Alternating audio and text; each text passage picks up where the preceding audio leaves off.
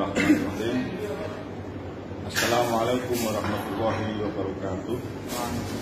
Alhamdulillah, la ilaha illallah wahdahu la syarika lah, wa asyhadu anna Muhammadan abduhu wa rasuluh. Amma ba'd. Pada pagi hari ini, pagi yang cerah dan luar biasa dalam kesempatan peluang yang mahal ketemu para orang-orang yang sangat sibuk di bidangnya. Di sebelah kanan saya adalah Bapak Insinyur Ismet Iskandar Idrus yang sekarang usianya kurang lebih 50 tahunan, 49 ya, kurang lebih 49 sampai 50 tahunan. Beliau adalah alumni arsitek Trisakti Jakarta.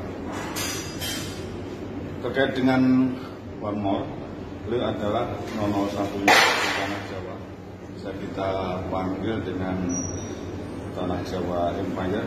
Inilah beliau. Kemudian asal secara geografis beliau dari Papua, ayah Maluku Utara dan ibu Purbalingga, ini domisili di Jakarta. Kemudian ada yang di depan saya ini, beliau adalah Bapak Dr. Gintoro, kandidat profesor, dan pada tahun ini kita doakan bersama-sama beliau keluar profesornya. Beliau adalah PhD atau doktor dari farmasi Guangxi Medical University China. Kemudian kini dipercaya sebagai dosen Universitas Ahmad Dahlan Yogyakarta. Beliau juga diam-diam pemegang 3 hak paten granted, 2 hak cipta dan 2 merek. Beliau juga betul di bidangnya, yakni tentang herbalis. Beliau produsen 70 item herbal, dan yang perlu dicatat di sini adalah peneliti terbaik di Ristekdikti 2018. Ini info yang baru saja saya terima. Beliau dapat kucuran dana dari Danais untuk riset herbal di Indonesia sejak 2021 dan 5 tahun ke depan itu ada dana 10 miliar. Baiklah para pemirsa IT channel sekalian, kita dengan kedatangan beliau ini luar biasa. Karena apa luar biasa?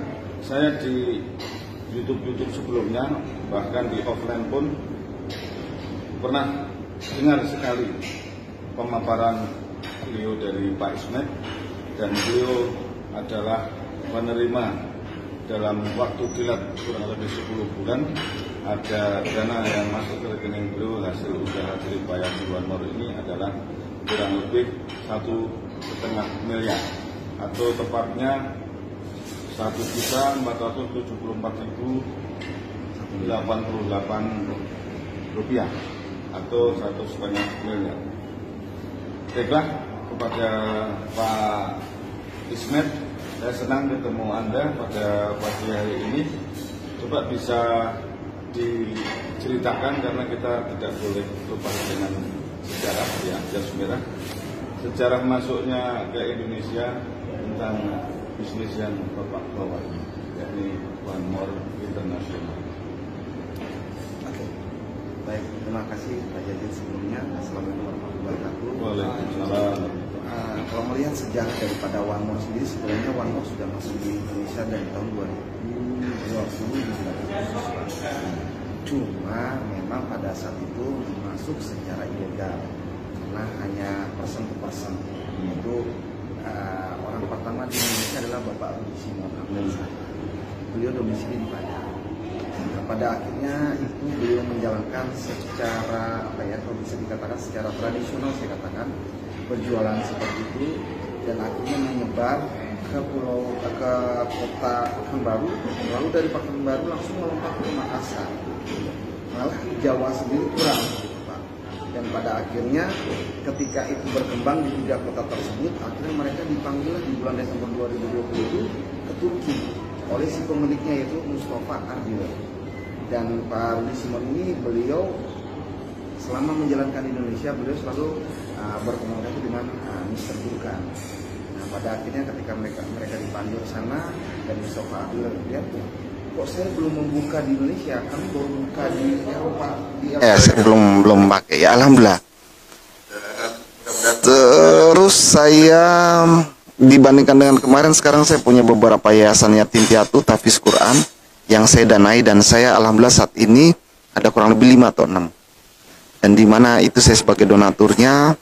Dan alhamdulillah hari ini yang terakhir di Sawangan Depok saya lagi membangun, Pak. Kita lagi bebaskan lahan dan kita sudah melakukan DP pembelian tanah tersebut dan kita sedang bangun. Insya Allah, makanya di bisnis ini, karena ini sebuah rezeki, sebuah kebarokahan yang Allah berikan kepada saya kembalikan lagi kepada yang di atas, yang pemiliknya, dengan cara bersedekah tadi. Karena hak ini bukan punya saya ya.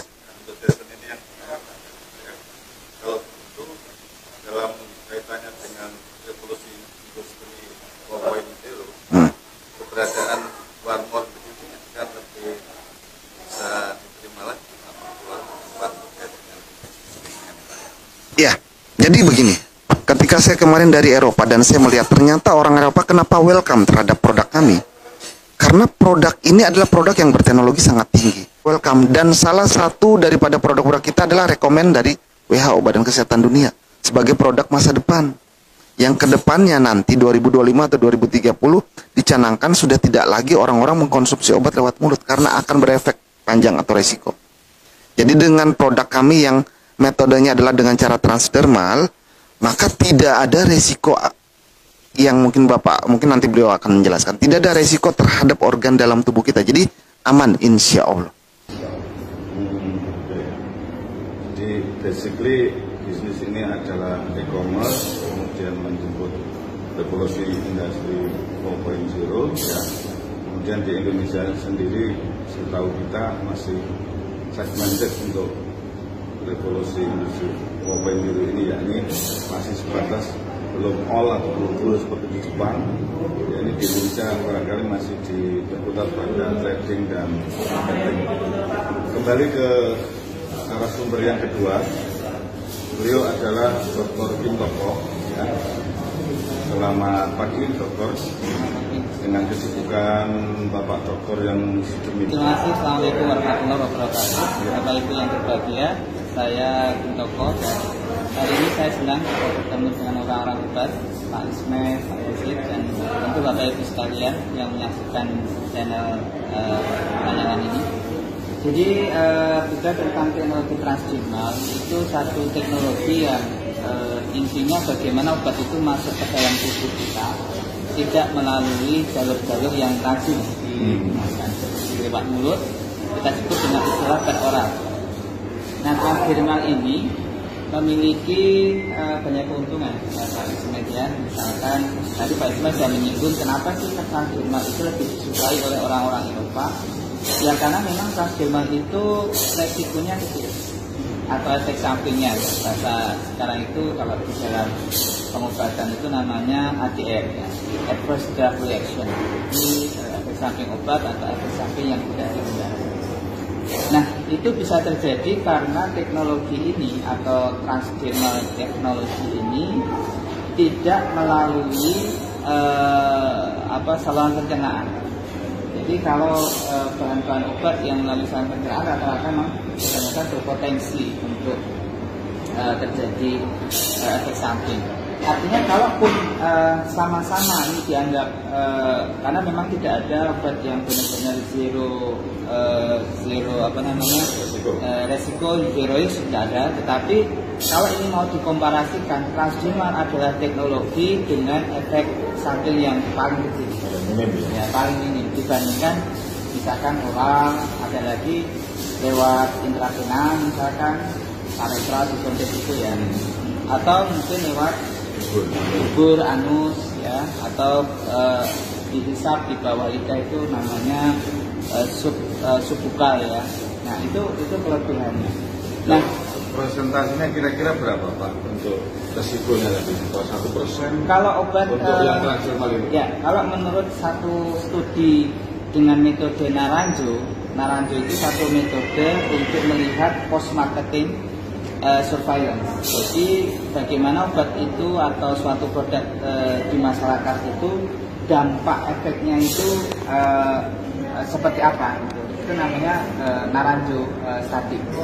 Nah dikatakan baik kalau dia efek samping yang ada atau yang terjadi, misalkan ada 100 orang, itu hanya maksimal 12 orang yang merasakan ketidaknyamanan. Itu sudah dianggap paling aman. Itu yang low risk-nya itu maksimalnya 12%. Itu yang terjadi. Nah, artinya kalau transdermal itu sangat memungkinkan untuk masuk ke dalam itu tentunya, Pak, ya? di dalam ring ini. Gitu. Kenapa? Karena sekali lagi dia tidak melalui oral, dan yang harus dipahami transdermal itu penggunaan dosisnya lebih kecil. Karena itulah kenapa efek sampingnya juga lebih kecil. Kenapa lebih kecil, Pak, dari yang oral? Ya, karena dia tidak melalui metabolisme di dalam hati. Semua produk yang lewat mulut pasti di metabolisme di hati. Kalau dosisnya 100 katakanlah, itu nanti setelah masuk di hati itu mungkin bisa menjadi setengahnya, sepertiganya, seperempatnya, seperlimanya gitu, tergantung kecepatan hati itu untuk memetabolisme untuk tiap obat itu beda-beda. Yang akan diserap oleh tubuh itu akhirnya sedikit ya? Sedikit. Nah, sedangkan yang transdermal itu begitu masuk lewat menembus pertama kulit lapisan luar itu epidermis, ya, kemudian hipodermis, endodermis, lalu di situ ada pembuluh darah. Jadi langsung masuk seret, kemudian langsung kena di pembuluh darah, langsung menyebar ke seluruh tubuh. Ya, artinya transdermal itu tidak melalui proses metabolisme. Ya, karena tidak ada metabolisme maka dia lebih aman. Gitu. Dosisnya juga lebih tidak terjadi perubahan. Lalu yang terakhir, kelebihan dari produk ini zat aktifnya tidak mengalami kerusakan. Beda dengan yang oral. Kalau oral itu masuk ke dalam lambung, nanti di situ ada asam. pH asam klorida di lambung itu kan di bawah 3, itu sangat asam sekali. Sehingga beberapa zat aktif kalau masuk ke dalam lambung kita, kalau dia tidak sangat sensitif terhadap asam, amjar istilahnya, zat aktif itu rusak gitu. Kalau rusak berarti yang kita makan apa kemudian? Bukan obat lagi atau bukan sesuatu yang manfaatnya bermanfaat. Ya. Atau plus merusak dinding-dinding perut besar itu ya? Kalau rusak belum tentu, tapi kalau dia dirusak jelas. Wow. Dia dirusak oleh asam lambung bagi zat aktif yang sifatnya sensitif. Itulah dikatakan teknologi ini teknologi masa depan. Saya sendiri sedang melakukan riset transdermal ini, tapi pada konteks untuk diabetes. Jadi menurunkan kadar gula darah tidak lagi lewat oral, tapi lewat ditempelkan. Seperti itu. Itu kelebihan dari transdermal. Nah, apalagi kalau transdermal ini zat aktifnya Ismed itu dikecilkan sampai ukuran nano, itu lebih dahsyat lagi, bisa 10 sampai 50 kali daya untuk masuk ke dalam kulit kalau zat aktifnya adalah sebuah nanopartikel. Kalau kita memang Pak, kita sudah di atas nano, kita silver ion. Silver ion itu di atas nano ya. Kalau nggak salah kita sudah 1000 Pak. Oke. Iya. Tapi menarik ya. Menarik. Saya mau mendalami lagi Pak tentang One More mengklaim apa overklaim atau memang senyatanya ya tentang paten TUB ya. Paten sebetulnya transdermal dimiliki oleh TUB. Ya. Dalam hal ini perusahaan One More internasional. Kemudian bagaimana kita melacak kebenaran ini ya? Menurut dokter gimana? Ya, jadi kebetulan saya adalah drafter paten nasional dari LIPI. Dulu saya mendapatkan sertifikatnya dari LIPI, kemudian dari Japan Patent Office di Jepang. Ketika saya ngambil kursus tentang hak kekayaan intelektual. Jadi begini, paten suatu negara itu didaftarkan di negara tersebut. Katakanlah ini produk-produk yang di One More itu dipatenkan oleh pemilik dari produk ini di negaranya. Tetapi Turki itu kan masuk anggota dari WIPO. WIPO itu World Intellectual Property Organization. Jadi otomatis bisa kita lacak produk ini atau nomor pengajuan patennya secara internasional itu di situsnya WIPO. Nanti tinggal kita cari search gitu, dan beberapa produk-produk dari Indonesia juga ada yang masuk di WIPO. Jadi negara-negara yang sudah menjadi anggota WIPO berarti kelas produknya itu kelas produk internasional, karena dia dipatenkan di negaranya, tetapi terindeks istilahnya di WIPO, yang Turki adalah salah satu member atau anggota dari WIPO. Karena tidak semua negara, ada beberapa yang belum masuk, seperti Somalia itu nggak masuk.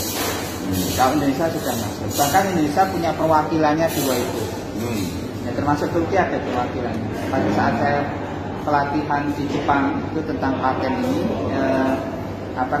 salah satu dari delegasi yang dari Amerika Latin waktu itu mengatakan juga teman-temannya yang di WIPO itu ada yang dari Turki. Jadi saya dapat infonya dari sana. Artinya Turki benar-benar sudah menjadi negara yang produk-produknya itu bisa diterima secara global. Dari sisi kalau paten itu kan menguji kecanggihan teknologi, misalnya seperti itu. Bisa katakan yang punya saya sendiri kan ada 3 gitu.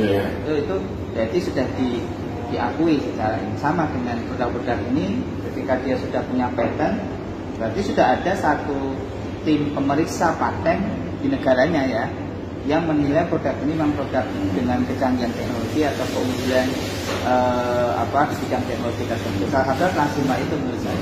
Kalau boleh tahu 3 paten granted yang Bapak punya itu apa? Yang pertama untuk penyembuhan luka pasca operasi misalkan, atau luka diabetes, ya recovery itu kami juga pakai teknologi gelling agent, itu juga bagus ya.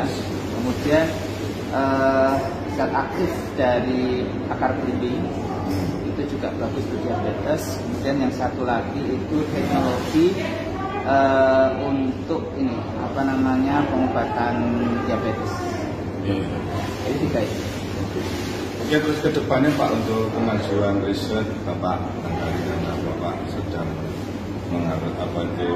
mempersiapkan untuk penganugerahan profesor Bapak, adakah link atau matching yang bisa diharapkan herbal yang spesifik Bapak tekuni di dalamnya ini dengan produk One More yang ada di Turki? Minimal Bapak mungkin punya niatan atau apa, sudah saya kepingin datang ke kantornya, sebetulnya bisa bisa kenalkan dengan direkturnya atau bisa pindah-pindah sama ownernya. Beliau adalah farmakolog Indonesia, kan membawa nama baik Indonesia, harum Indonesia, sehingga pasaran Indonesia, terus bahwa Indonesia ditunjuk untuk gudang dan pabrikan di Asia Pasifik, makin percaya beliau sebagai owner Pak Mustafa Jumbi. Ya, jadi gini, jadi Indonesia dengan Turki ini kan sejarah panjang persahabatannya kan sudah lama sekali. Sejak Sultan Aceh. Ya, sejak Sultan Aceh di sejarahnya kan seperti itu. Jadi kita ini hanya melanjutkan saja, gitu. Melanjutkan dan melestarikan. Jadi saya sangat berharap nanti lewat Pak Ismet kita bisa membangun kolaborasi. Dan memang betul bahwa teknologi masa depan untuk terapi itu ada di dalam Transderma. Dan saya sudah memulai hanya di bidang diabetes. Nah, mungkin nanti bisa kita kolaborasi dengan Pak Mustafa ya, Mr. Mustafa yang ini akan menguatkan lagi persahabatan kita tentunya. Lewat tidak hanya di konteks trading ya, tetapi sampai kepada researchingnya, sampai kepada bahwa dua negara ini adalah sudah seperti satu logam itu dua sisi satu ya, mata uang dengan dua sisi ya. Kalau enggak Turki Indonesia seperti itu ya. Itu harapan saya Pak Ismail, Pak Yazid, semoga ini kebersamaan ini benar-benar meyakinkan kepada kita bahwa Transderma adalah teknologi masa depan. Dan sudah terbukti juga manfaatnya serta keunggulan-keunggulan Transderma tersebut dalam upaya untuk mengembangkan derajat kesehatan masyarakat, tidak hanya Indonesia ya, tapi visi One More saya kira internasional untuk menyehatkan seluruh masyarakat dunia. Luar biasa. Mungkin saya ingin tambahkan sedikit. Silakan Pak. Ini secara pengalaman saya, saya ini bukan background orang kesehatan. Tapi ketika saya membicarakan tentang Transderma, awalnya banyak masyarakat yang mulai oh gitu, dan Dan pada akhirnya dengan adanya edukasi ini, masyarakat, sebagai masyarakat yang saya berikan informasi, welcome. Dan uniknya adalah ini sebuah edukasi baru di masyarakat Indonesia, padahal di Eropa sangat lama. Nah, sebab itu inilah yang membuat percepatan bisnis saya berkembang. Nah, pertanyaan saya kepada Pak Doktor, ya, Pak, ke depan apakah nanti Indonesia bisa menjadi juga seperti di Eropa yang mindset kan sekarang kebanyakan orang sakit dikit rumah sakit, sakit dikit obat kimia dan sebagainya. Apakah ini bisa lama-lama menggeser mindset ini menjadi orang akhirnya lebih welcome terhadap transdermal lah ya mungkin. Kira-kira menurut Pak Dokter gimana? Saya sangat ingin karena memang tapi semua tergantung dari proses edukasi secara masif ya. Baik dengan berbagai teknologi media massa, media sosial, media cetak dan sebagainya. Dan memang itu harus dilakukan secara sistematis, terstruktur, dengan program-program yang inovatif, kreatif, sehingga masyarakat akan menjadi terbuka dari cara atau teknologi transformasi ini. Kalau tadi Pak Isra mengatakan kenapa di Indonesia ketinggalan gitu ya, teknologi ini. Ya karena memang mindset orang Indonesia itu kalau nggak disontek itu belum berobat namanya. Kalau nggak minum obat itu berarti namanya belum berobat. Padahal tadi disampaikan oral itu lebih banyak mengandung resiko efek samping dibandingkan yang transdermal gitu kan. Nah yang terakhir begini, jadi ada satu data yang ditulis atau dikeluarkan oleh Kementerian Kesehatan dalam kurun waktu 2 tahun 2014 sampai 2016 ya. Angka kesakitan penduduk Indonesia itu justru meningkat sekitar 100 juta orang dalam kurun waktu 2 tahun. Berarti 1 tahunnya kan sekitar 50 juta orang sakit. Padahal upaya-upaya kesehatan itu kan terus dilakukan dengan dana yang cukup besar dari BPJS dan sebagainya. Pertanyaannya loh, di mana salahnya gitu? Karena dana semakin besar, mestinya kan derajat kesehatan semakin baik, yang ke rumah sakit semakin sedikit. Tapi ternyata tidak. Saya punya datanya itu dari Kementerian Kesehatan 100 juta dalam waktunya 2 tahun dari 2004. Kalau begitu Pak, ada challenge untuk One More ini keberadaannya di Indonesia, minimal di rumahan-rumahan keluarga besar kita itu ada semacam kota obat P3K yang isinya PNJ One More, sehingga meminimalisir orang ke rumah sakit gitu loh. Jadi semua serba ditempel-tempel SOP, tempel-tempel sembuh gitu kan. Ya itu yang diharapkan kalau itu sudah sampai kepada setiap rumah adalah One More, itu sangat mungkin akan terjadi seperti itu. Meski ini butuh waktu dan butuh satu proses edukasi secara sistematis, terstruktur dan masif yang penting. Masif itu artinya setiap orang harus mendengar ini. Dengan media apa ya? Yang salah satunya yang media sosial memang harus digencarkan lagi tentang One More ini sebagai salah satu teknologi terkini di dalam proses pengobatan dalam rangka untuk menjaga kesehatan masyarakat. Sekali lagi tidak hanya Indonesia ya, tapi juga masyarakat dunia. Itu Pak Yasir. Sebelum masing-masing punya closing statement, saya kasih waktu. Di sini ada satu yang tertinggal menurut saya, kesan bahwa hubungan bilateral Turki Indonesia itu Turki saudara tua kita menyebutnya Indonesia itu brother. Jadi mungkin ada di balik pesan, coba sana saudara kita yang ada di Indonesia dikenalkan dengan produk ini. Ya ternyata misalnya Kurban ya, tiba-tiba cari leader di Indonesia untuk mensosialisasikan ini sehingga tradisional bahana diterima, membumi di Indonesia, diterima atau welcome oleh masyarakat Indonesia. Barangkali itu yang bisa saya garis bawahi tentang berada dari betapa suara hati 50 juta atau 500 juta per tahun? 50 juta per tahun atau 100 juta dalam kurun 2 tahun, 2014-2016. Oh gitu, 2014-2016. Ya itu yang saya pengambilan, bukan, itu dari Kemenkes. Oh Kemenkes ya. Cuma interpretasi data itu, di satu sisi dananya makin besar, tapi kok angka kesakitannya juga makin meningkat. Saya menginterpretasikan itu kemungkinan juga efek samping dari pemakaian obat. Oral medicine tadi. Ya, karena kebanyakan kita oral medicine. Ya, kebanyakan bisa dikatakan 90% lebih lah. Tapi untuk meyakinkan memang pola pikir ya, mindset yang sudah tertanam sejak dulu ya, dan turun-temurun itu memang tidak gampang juga loh, tidak gampang. Sehingga ketika saya mengalami di lapangan itu merubah mindset itu perlu beberapa kali pendekatan kepada lingkungan dan sebagainya. Makanya istilahnya perlu gerakan yang struktur dan masif dan tersistematis. Semua media harus di. Ya mudah-mudahan lewat Edri Channel ini salah satu bagian perjuangannya ya untuk upaya ke arah ke sana ya. Barangkali untuk closing statement dari Pak Ismet, ya saya kasih waktu sejenak untuk menutup pembicaraan kita ini.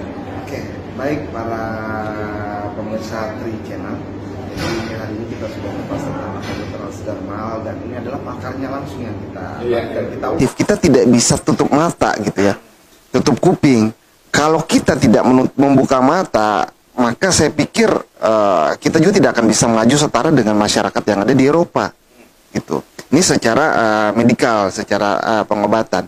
Kedua, secara bisnis, ini juga bisnis yang saya lakukan yang saya pikir termasuk percepatannya sangat dahsyat dan luar biasa. Sehingga dalam kurun waktu 10 bulan ini merubah keadaan dan kondisi saya yang benar-benar 100%, Pak. Nah, oleh sebab itu closing statement saya, marilah kita membuka hati, membuka mata, teman-teman semuanya. Berbicara jujur pada diri kita bahwa kita butuh ini, butuh sehat jasmani, sehat rohani, sehat ekonomi dengan kondisi yang seperti ini. Marilah kita sama-sama bergandengan tangan supaya kita bisa menjalankan ini dan bisa merubah kehidupan kita, ekonomi kita masing-masing di rumah kita. Saya pikir itu aja. Tangkap peluang ini. Pesan Bapak ketika betul-betul saya nggak ada uang ketika saya dikenalkan produk One More ini. Ternyata sekarang wow. Gitu. Kemudian saya mau mengatakan bahwa dengan percepatan bisnis ini kita mengupgrade volume income kita atau financial kita. Katakanlah kalau kita 5 juta itu dikatakan besar untuk income rata-rata standar bawah, kemudian produk ini harganya 500-an, sementara ini produk ini katakan harganya 1 jutaan sampai 2 jutaan, kemudian ketika kita dalam income 25 juta per minggu atau kita 2.100.000 kita mau melakukan repeat order. Kalau kita mau melakukan sendiri repeat order, tapi kalau kita tidak melakukan, cukup mengajak orang satu kiri satu kanan, kita tidak perlu melakukan yang namanya repeat order belanja 2,1. Perusahaan yang akan kasih kita gratis langsung ke rumah, dikirim. Ya, dikirim. Di samping juga satu pack untuk reward master untuk dikenalkan ya. Nah, yang tadi saya katakan bahwa ini adalah e-commerce. Jadi kita tidak lagi seperti di perusahaan-perusahaan yang lama yang harus datangin orang satu persatu, ketuk pintu dan lain sebagainya, presentasi. Udah nggak zamannya, Pak. Udah nggak zamannya. Kita sekarang zamannya cuma kita viralkan, dia akan baca sendiri lewat website kita, dia akan melakukan transaksi pembelanjaan sendiri, produknya dikirim sendiri, dan dia terus melakukan itu, akhirnya terjadi duplikasi dan akhirnya tiba-tiba ada duit aja yang masuk. Oke. Baiklah, untuk closing statement dari dokter kita, mudah-mudahan profesornya juga dalam waktu dekat, Profesor Bintoko ya. Profesor Bintoko dan hukumnya sudah melebihi kita beliau, jadi nggak perlu tambah lagi untuk ekstra. Silakan, Prof. Saya manggil Prof dulu aja. Belum. Ini menunggu keputusan dari pemerintah. Terlepas dari tadi bahwa metode transdermal ini masih dianggap belum familiar bagi masyarakat Indonesia. Tetapi bahwa teknologi yang basisnya itu individu atau genetik. Jadi setiap orang itu gennya berbeda-beda sehingga dia butuh satu formula obat yang berbeda. Itu tapi berkembangnya di luar negeri. Di Indonesia Indonesia belum berkembang. Sama halnya dengan Transdermal, meskipun di luar negeri sudah berkembang, cepat atau lambat itu pasti akan masuk ke Indonesia juga, ya, dan pasti Indonesia akan menjadi bagian dari negara yang akan menjadi tujuan dari produk-produk pengembangan produk-produk Transdermal ini. Salah satunya One More adalah pionir menurut saya untuk inovator, ya, sasaran atau sosialisasi ataupun upaya-upaya marketing dari produk-produk berbasis Transdermal ini. Saya kira itu. Ya. Oke, terima kasih atas kunjungan Bapak Dr. Gintoro. Kemudian yang selama ini kita lihat dan kita dengar di channel IT channel YouTube-nya, ini di samping saya ini betul-betul saya ya, karena langsung para pemirsa IT channel yang saya hormati, kiranya saya mohon maaf barangkali ada satu dua kata sikap saya yang kurang berkenan kepada pemirsa.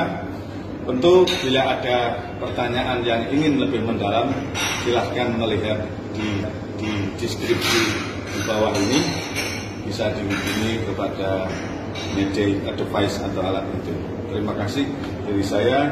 Marilah kita tutup acara ini dengan membaca hamdalah bersama-sama. Terima kasih atas kunjungan Bapak sekalian. Alhamdulillahirrahmanirrahim. Assalamualaikum warahmatullahi wabarakatuh. Waalaikumsalam. Ya, terima kasih.